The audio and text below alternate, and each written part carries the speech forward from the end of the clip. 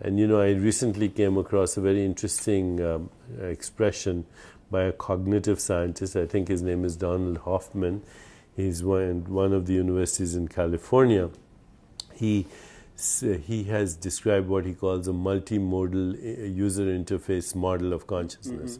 So what he's saying is that when you really get down to it, what we call the physical world, including the brain and the body, is modes of perception in conscious agents, he calls them.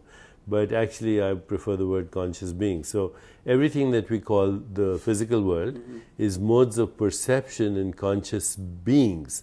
Now, multimodal user interface, very interesting term, because these modes of perception are species specific. Meaning that different species think cognitively in a different way. Not think cognitively, perceive the world differently. There is something out there. It's the training. No, there is nothing out there. There is only the in here.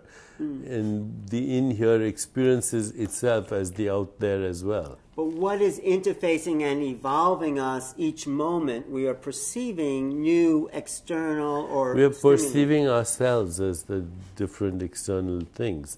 But when I say we, it's ultimately the singular consciousness that has no plural, because as Schrödinger said, consciousness is a singular that has no plural.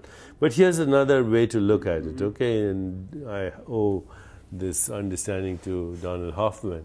Multimodal user interface. When you look at your computer, for example, and you look at the screen, there are all these icons, okay? And so you press this icon, and what happens within the computer is just zeros and ones, okay? They go in on and off in certain sequences. And you don't need to know that. You press this icon, Amazon.com, whole world. You press this icon, DeepakChopra.com, another world. Google, etc., search engines. These are multimodal user interfaces that are represented through symbols. Like that, consciousness uses multimodal symbols, which are gestalts of qualia, to open up different windows to different perceptual realities, and these are species specific. So you don't know what the multimodal icon is or user interface is for a mosquito, or for a honeybee, or for a chameleon, or for a bat, or for a whale, or for a dolphin, or for a person from New Guinea, or a person in New York City, or in fact the very numerous persons in New York City who all have their own multimodal user interfaces. They have these icons and they switch them on, and here they are.